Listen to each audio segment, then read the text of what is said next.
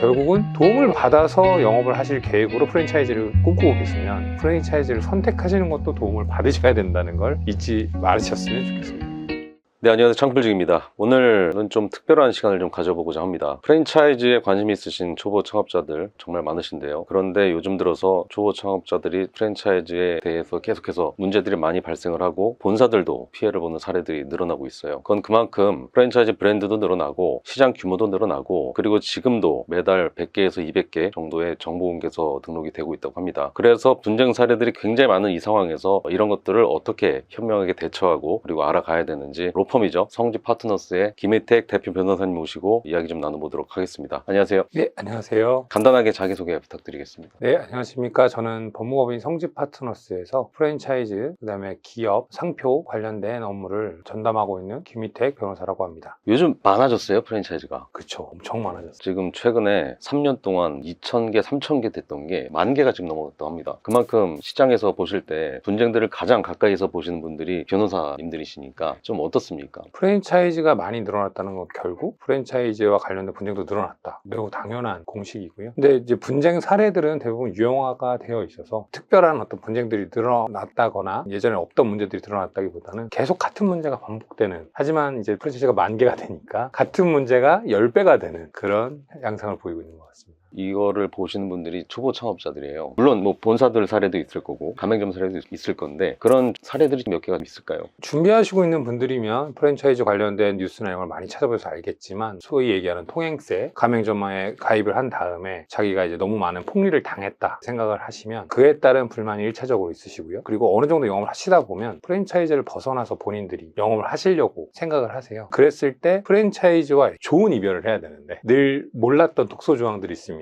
경업 금지 의무라든가 동정 영업을 못하게 된다거나. 근데 본인은 프랜차이즈를 시작한 이유가 경험이 없어서 그걸 했고, 사실 요식업 경험도 그 분야에 대해서만 있는 거라 프랜차이즈와 결별을 하더라도 사실 그 분야를 파야 되거든요. 치킨이면 치킨 이런 식으로 파야 되는데 동종 영업을 하지 않는 그런 조항이 너무 가혹하게 들어있는 경우가 있는데 일정 부분은 지켜줘야 되겠지만 그런 부분들을 계약서 검토 단계에서 제대로 모르고 그냥 사인하셨다가 진짜 힘들어지는 경우가 너무 많죠. 계약서 말씀을 하셨는데 본인이 돈을 쓸 때 거의 전 재산을 쓰거든요. 근데 중요한 건 그 계약서 검토를 제대로 하지도 않고 일단 질러버리죠. 아까 말씀하신 통행세라고 한다든지 그런 것들이 물류 공급에 있어서 굉장히 좀 불합리한 부분들도 있는데 그런 것들을 어떻게 아무 생각 없이 바로 도장 찍고 입금을 할 수 있는지, 왜 이런 일들이 계속 반복되는 걸까요? 그런 게 참 희한하죠. 사실은 시장에 가서 물고기나 이런 걸 살 때는 500원, 100원 깎으시려고 하시지만 10억짜리 집을 살 때는 1,000만 원, 2,000만 원 쉽게 깎아주잖아요. 그거랑 똑같은 것 같아요. 사업을 하시면서 세밀한 거 하나하나를 꼼꼼하게 따지는 게 맞는데 희한하게 장밋빛, 희망만 바라보시고 제대로 된 내용들을 확인 안 하시는 경우가 굉장히 많습니다. 비용적인 측면에서도 프랜차이즈의 어떤 보증금이나 이런 게 훨씬 큼에도 불구하고 변호사에게 이런 걸 자문받는 비용 사실 그렇게 크진 않거든요. 상대적으로. 이제 그건 또 되게 아까워하세요. 그러니까 이게 악순환이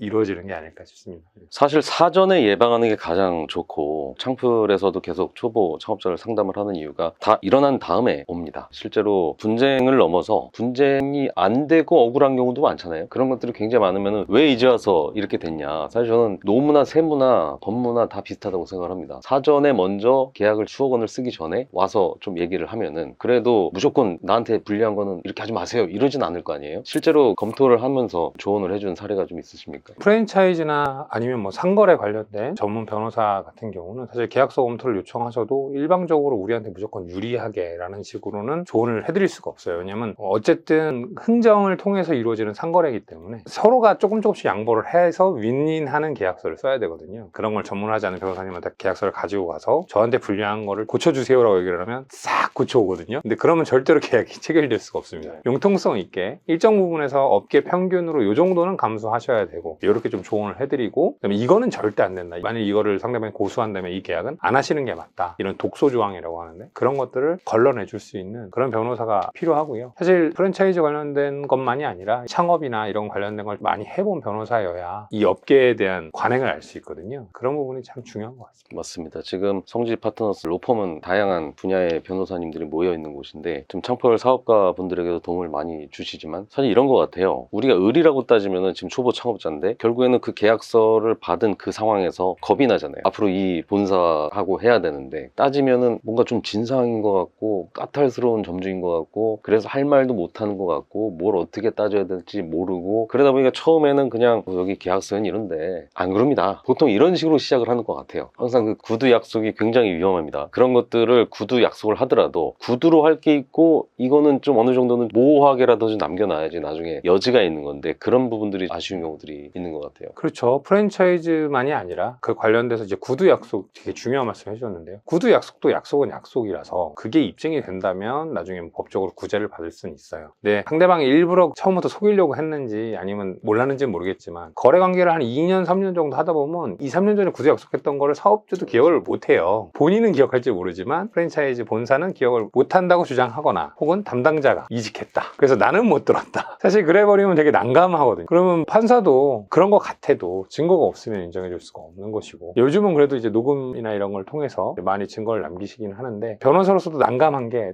이미 다 녹음이 돼 있습니다. 이러면서 장담하시면서 상담을 오세요. 녹취 파일을 들어보면 절대로 장담한 것처럼 녹음이 안 돼 있습니다. 왜냐면 본사도 그게 진짜 좀 안 좋은 내용이라면 두루뭉술하게 얘기를 하지 절대로 명확하게 얘기하지 않거든요. 그러니까 결국은 서류에 쓰지 못할 이야기는 아무 의미 없는 약속이다.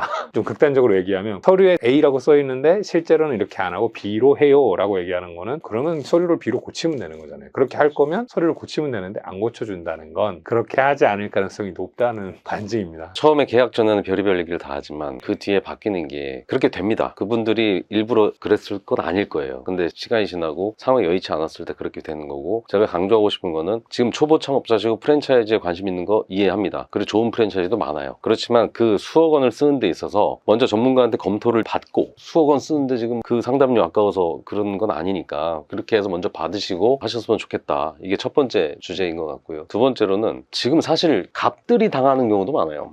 그렇죠. 지금 우리가 계속 본사는 강하고 가맹점은 약하고 본사는 악이고 가맹점은 선이다. 지금 이런 시장이 아닙니다. 지금 오히려 을들에게 당하는 갑들이 부쩍 많아졌어요. 거기에 대해서 을에 대항해서 소송까지도 본사를 위해서 지금 하시는 부분들이 있는데 또 어떤 게 있을까요? 기본적으로 아이디어로 승부하는 프랜차이즈들 아예 새로운 아이템으로 하는 경우보다는 그 아이템을 얼마나 잘 포장을 하고 멋진 디자인이나 이런 걸로 서비스를 하느냐로 승부하시는 분들이 쉽게 말해서 베껴갖고 먹튀를 많이 당해요. 처음에는 가맹 계약을 할 때 당신이 만든 점포의 색감이 마음에 들어서 하고 싶습니다 뭐 이렇게 해갖고 이제 했는데 한 1년 정도 가맹 계약을 유지하다가 약속을 점점 안 지키고 마지막에는 당신들이 우리한테 제대로 해준 게 뭐가 있냐 이렇게 쉽게 말해서 꼬투리를 짜기 시작하고 일방적으로 해지를 했으면 그때부터는 안 써야 되는데 계속 그걸 쓴다는 거죠. 그러면 프랜차이즈 입장에서는 잘잘못을 떠나서 프랜차이즈에서 제공한 아이디어, 소품 이런 것들을 다 지적 재산이고 그것 때문에 가맹비를 받은 것인데 돈을 안 내고 그걸 계속 쓴다고 하면 굉장히 난감한 경우에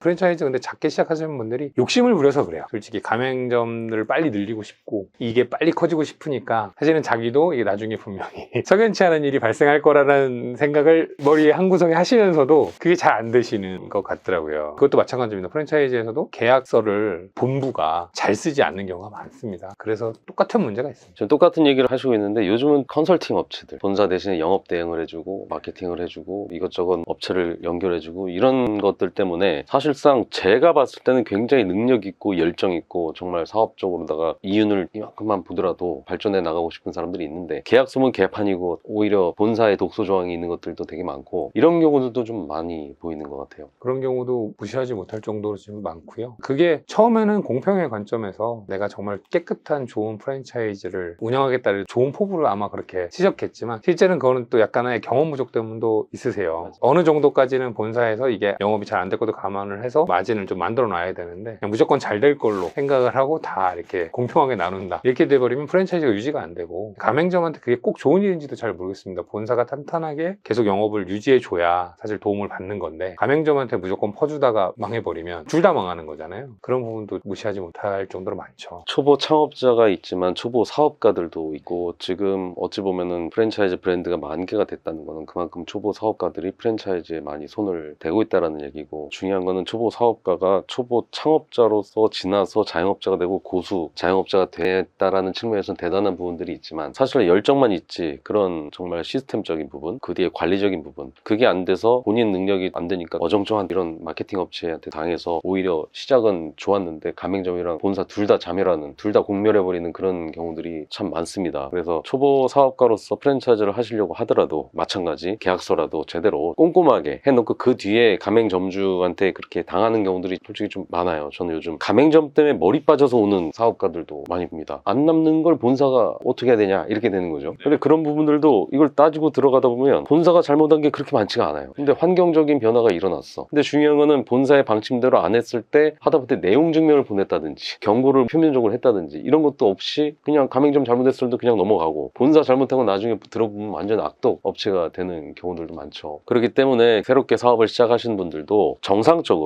그냥 무조건 인스타그램이나 SNS, 유튜브 보고서 몇백 개가 나갔다, 몇십 개 출점을 한 누구랑 손을 잡아야 된다 이런 거 하시기 전에 이렇게 좀 나름대로 정상적인 루트로 하실 수 있는 그런 곳을 좀 찾아가셔서 상담도 한번 받아보고 또 창풀 상담도 받으러 오시고 이렇게 해서 시작을 하셔야 사업도 좋지만 사람이 일단 살아야 되잖아요. 가맹점과 안 좋게 엮여버리면 될 것도 안 되고 지금 여태까지 어떻게 해놨던 그런 것까지 무너질 수가 있으니까 그런 건 각별히 신경을 좀 써야 될 것 같습니다. 그 외에 요즘 프랜차이즈 시장 좀 보시면 초보 창업자들 앞에 있다고 한다면 어떤 것들을 얘기해주고 싶으세요? 프랜차이즈에 가맹을 하셔서 하시려고 하는 가장 큰 이유는 본인의 경험이나 실력 부족을 어느 정도 인정을 하고 그거를 누군가 고수로부터 이제 도움을 받겠다라는 확실한 결심을 하신 거거든요. 어떤 선생님을 만나느냐가 참 중요하잖아요. 우리가 입시를 한다고 쳐도 수학 과외를 받으면 어떤 선생님한테 과외를 받을지를 할 때 그 수학 선생님의 스펙이 어떻고 어떤 정도 실력이 있고 또 실제로 시강을 받아보고 잘 가르치는지 나랑 맞는지 이런 걸 다 살펴보는데 프랜차이즈를 하시는 초보 창업자분들은 그 음식점에 가서 음식만 먹어보고 아니면 옷만 좀 사보고 결정하시는 경우들이 많은 것 같아요. 사실 중요한 거는 그 음식이 맛있는지가 아니라 그 프랜차이즈의 어떤 사훈이나 분위기나 이런 것들이 본인하고 좀 맞아야 되거든요.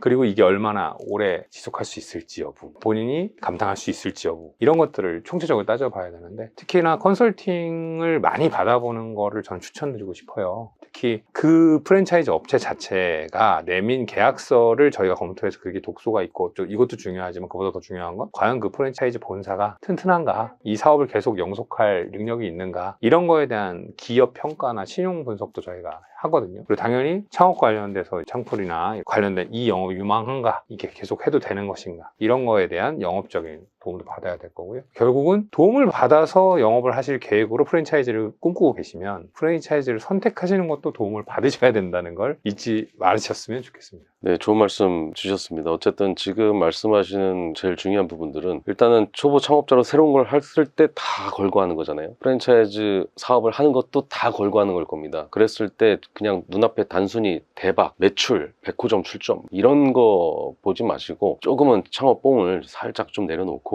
차분하게 앉아서 그런 것들을 객관화시켜서 좀 이야기를 할 수 있는 그런 시간을 좀 가지셨으면 하는 그 바람입니다. 오늘 나와주셔서 너무 감사드리고요. 앞으로도 저희 창풀을 통해서 업무적인 검토 이런 거 필요할 때 잘 좀 부탁드리겠습니다. 네. 최선을 다하겠습니다. 이상 창풀직이었습니다.